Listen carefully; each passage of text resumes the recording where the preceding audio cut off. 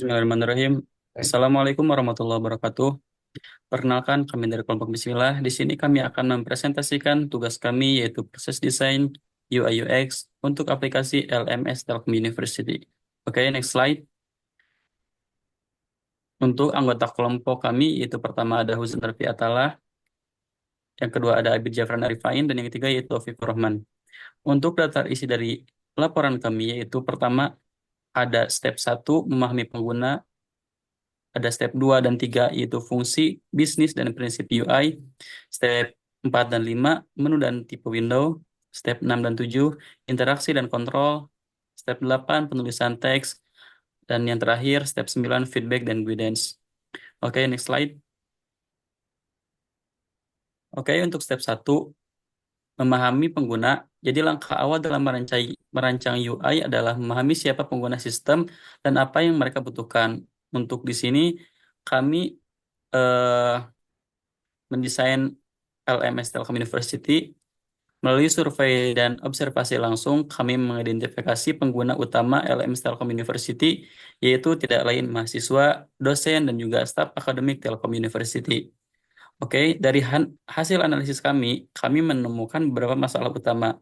Yang pertama, ada navigasi yang membingungkan dan menyebabkan mahasiswa kesulitan mencari tugas ataupun materi. Yang kedua, ada notifikasi tidak efektif karena sering terlambat muncul atau tidak kontekstual. Dan yang ketiga, masalah yang kami temukan yaitu ada banyak fitur yang tidak dimanfaatkan karena pengguna tidak memahami fungsi dari fitur tersebut. Oke, jadi semua pemahaman ini menjadi dasar kami untuk seluruh proses desain berikutnya agar benar-benar sesuai dengan kebutuhan pengguna. Oke, next slide. Ada step kedua dan ketiga, yaitu fungsi bisnis dan prinsip UI.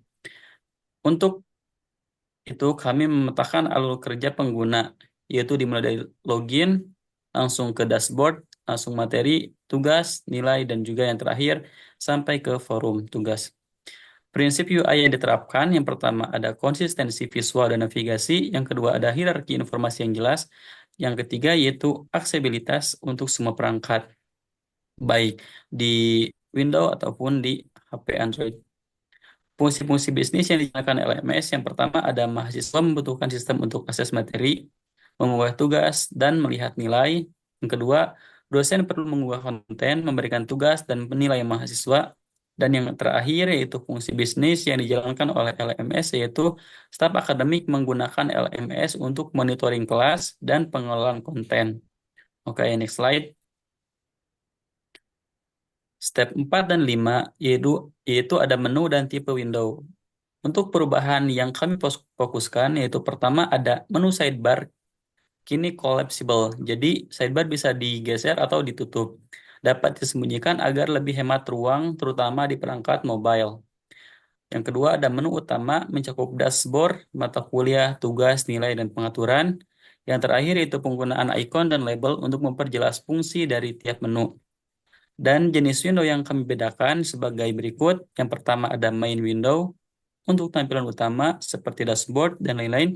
Yang kedua ada task window untuk tampilan manajemen tugas dan aktivitas akademik. Yang terakhir yaitu configuration window untuk pengaturan akun dan preferensi tampilan. Oke, untuk penjelasan selanjutnya akan dijelaskan oleh teman saya, Abid Jafran Arifain. Oke, next slide.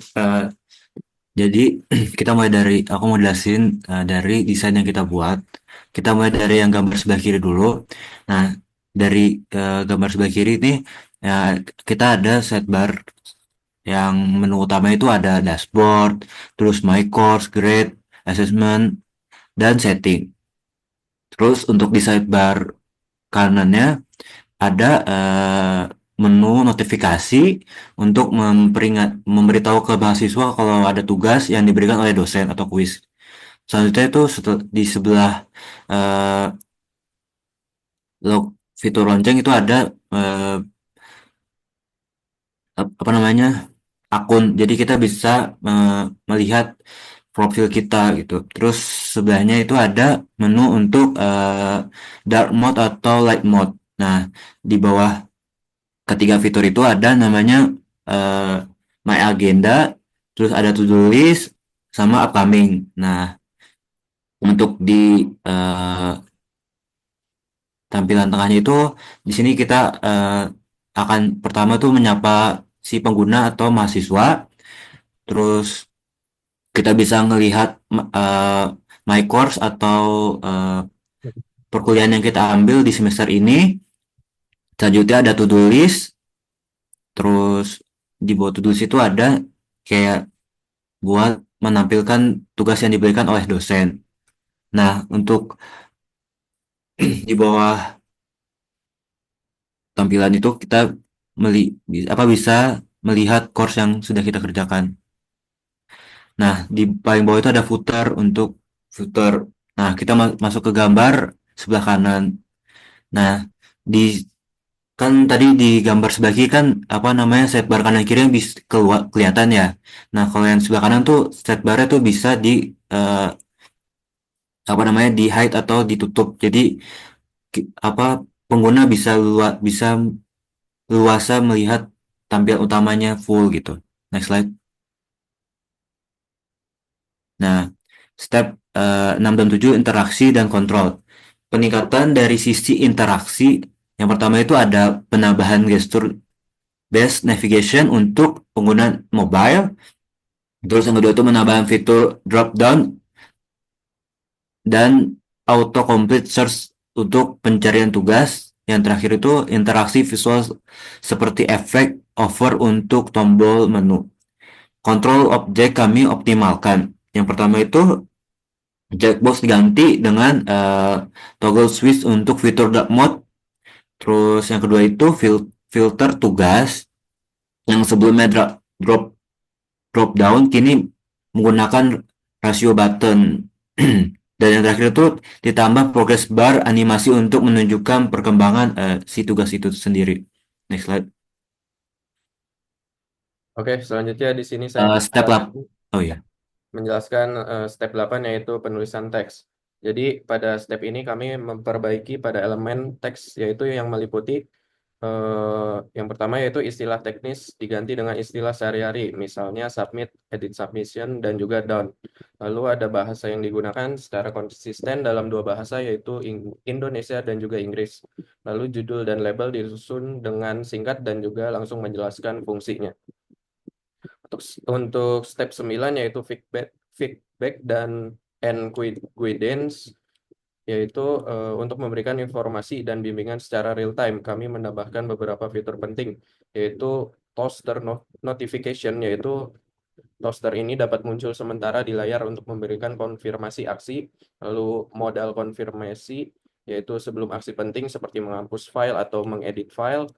Lalu ada tooltip informasi tambahan saat pengguna mengarahkan kursor ke icon. Lalu ada komentar instruktur, yaitu dapat dimunculkan pada tugas sebagai umpan balik langsung.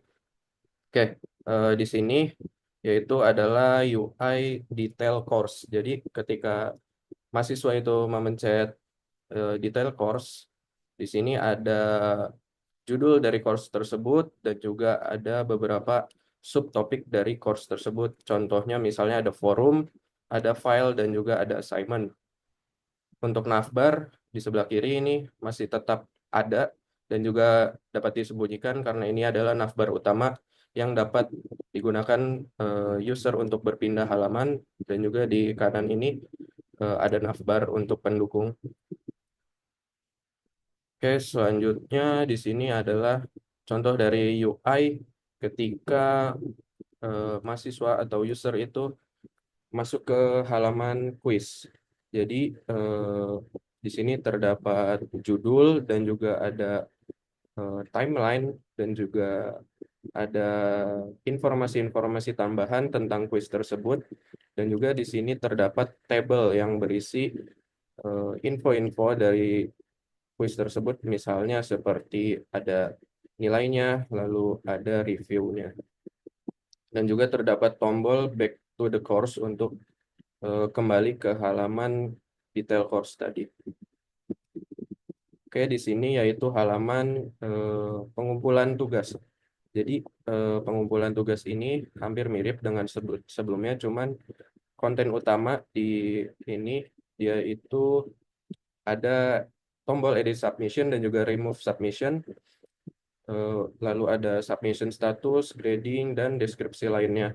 Di halaman ini juga pengguna atau mahasiswa itu dapat mengupload file. Nah, tadi kan sempat disinggung juga tentang toaster notification, yaitu di sebelah kanan atas. Ini akan muncul toaster notification ketika user itu melakukan aksi penting seperti mengedit file atau mengumpulkan tugas seperti itu. Nanti ada statusnya di sini, yaitu berhasil atau gagalnya itu akan ditampilkan di toaster notification tersebut. Lalu ada modal untuk confirmation. Jadi ketika user ini ingin mengsubmit tugas, itu akan muncul modal confirmation terlebih dahulu untuk memastikan user ini apakah datanya sudah sesuai atau belum. Oke, mungkin segitu saja dari kelompok kami. Kurang lebihnya mohon maaf. Wassalamualaikum warahmatullahi wabarakatuh.